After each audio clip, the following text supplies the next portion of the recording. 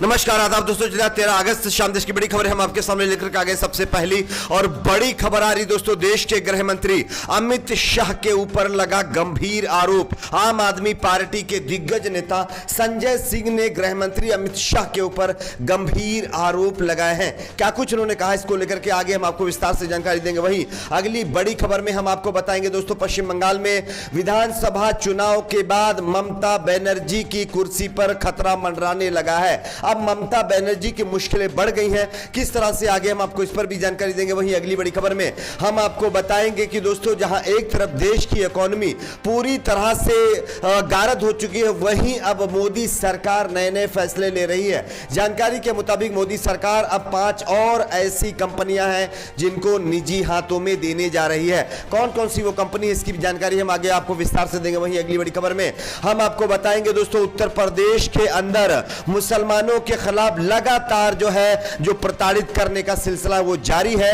कानपुर से एक और ताजा मामला सामने आया है, इस पर भी हम आपको विस्तार से अपडेट देंगे। वहीं अगली बड़ी खबर में हम आपको बताएंगे दोस्तों, 15 अगस्त को लेकर के हरियाणा के 7 जिलों में झंडा नहीं फहरा पाएगी बीजेपी और सीएम खट्टर सरकार, क्योंकि किसान नेताओं ने भयंकर विरोध किया। इसके चलते यह फैसला लेना पड़ा है। किस तरह से, इस पर आगे हम आपको भी अपडेट देंगे। वहीं अगली बड़ी खबर में हम आपको बताएंगे दोस्तों, कृषि कानूनों के विरोध में जहां एक तरफ आंदोलन जारी है, वहीं अब भाकियू स्वतंत्रता दिवस पर मनाएगी किसान मजदूर संग्राम दिवस। क्या है ये, आगे हम आपको इस पर भी विस्तार से जानकारी देंगे। वहीं अगली बड़ी खबर में हम आपको बताएंगे दोस्तों, पेगासस जासूसी मामले को लेकर के सुप्रीम कोर्ट से अभी एक बहुत बड़ी खबर सामने आ रही है, इस पर भी विस्तार से जानकारी देंगे। वहीं अगली बड़ी खबर में हम आपको बताएंगे दोस्तों, राहुल गांधी का मोदी सरकार के ऊपर बड़ा हमला। क्या कुछ उन्होंने कहा, इस पर भी अपडेट देंगे। उससे पहले छोटी सी रिक्वेस्ट करेंगे, वीडियो को लाइक करके चैनल को सब्सक्राइब जरूर कर लीजिए। बात करते हैं पहली और बड़ी खबर की।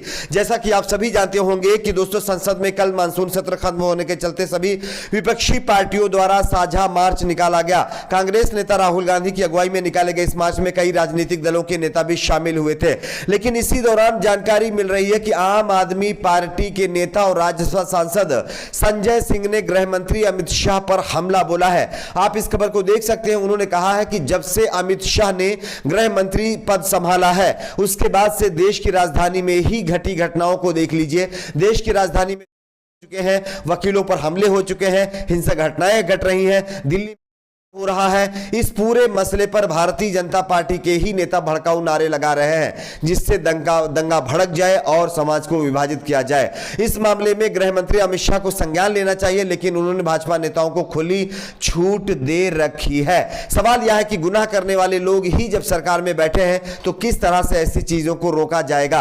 आम आदमी पार्टी के दिग्गज नेता और राज्यसभा सांसद संजय सिंह ने सीधे तौर पर इन सारी चीजों के लिए देश के गृह मंत्री अमित शाह को जिम्मेदार ठहराते हुए गृह मंत्री के ऊपर बड़ा हमला बोला है। बात करते हैं अगली बड़ी खबर की। अगली बड़ी खबर आ रही है दोस्तों, ममता बनर्जी की बड़ी मुश्किलें। आप इस खबर को देख सकते हैं। पश्चिम बंगाल की सीएम ममता बनर्जी के लिए अब अपनी कुर्सी बचाना मुश्किल होता दिख रहा है। इसी वजह से हाईकोर्ट का 15 नवंबर तक सुनवाई का टालना, नंदीग्राम में शुभेंदु अधिकारी के हाथों मिलीहार को चुनौती देने वाली याचिका पर सुनवाई टलने से अब दीदी को किसी सीट से चुनाव जीतना जरूरी हो गया है।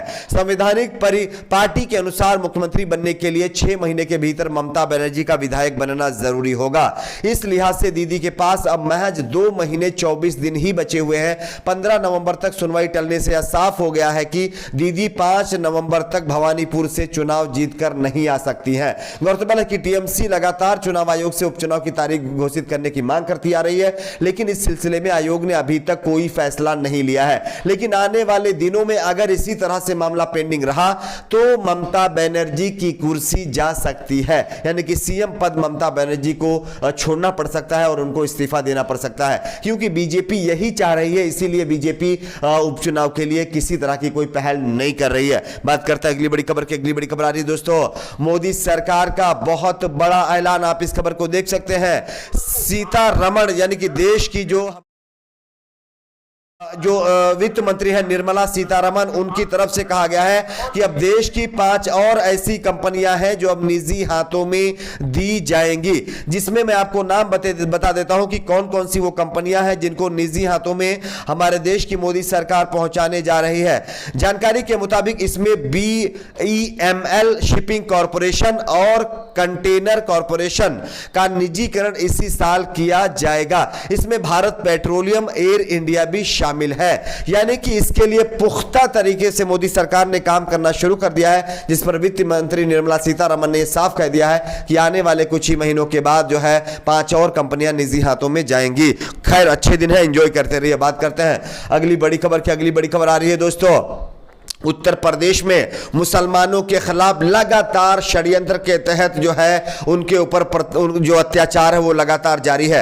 आप इस खबर को देख सकते हैं। जानकारी के मुताबिक उत्तर प्रदेश के कानपुर में धर्मांतरण के नाम पर गरीब ई रिक्शा चालक को चौराहे पर ला करके पीटा गया है। उसकी मासूम बेटी बिलखती रही, पिता को बचाने का प्रयास करती रही, पर भीड़ नहीं पसीजी। जुलूस की शक्ल में युवक को पीटती हुई ले जा रही भीड़ बजरंग दल कार्यकर्ताओं की बताई जा रही है, जिसको भीड़ को पुलिस ने खदेड़ा और युवक को मुक्त कराया। बुधवार को इस घटना का वीडियो वायरल होने पर सनसनी मच गई है। पुलिस ने सफाई दी है कि युवक को बचाकर पीटने वालों पर रिपोर्ट दर्ज की गई है। लेकिन सबसे बड़ा सवाल तो यह है कि ये बजरंग दल के कार्यकर्ता जो इस तरह से लगातार तांडव उत्तर प्रदेश के अंदर मचाए हुए हैं, आखिर इनको सरकार कब तक इसी तरह से छूट देती रहेगी? और अगर इसी तरह से सरकार छूट देती रही तो आने वाले दिनों में ये कानून को अपने हाथ में जिस तरह से ले रहे हैं इसी तरह से लेते रहेंगे। और बजरंग दल के ऊपर सरकार को चाहिए कि बैन लगाए। इसको लेकर के तमाम राजनीतिक पार्टियां सवाल भी खड़ी कर चुकी हैं, क्योंकि जो मामला धार्मिक नहीं होता है उसको भी धार्मिक एंगल देकर के ये लोग जो है मुसलमानों के ऊपर अत्याचार करते हैं।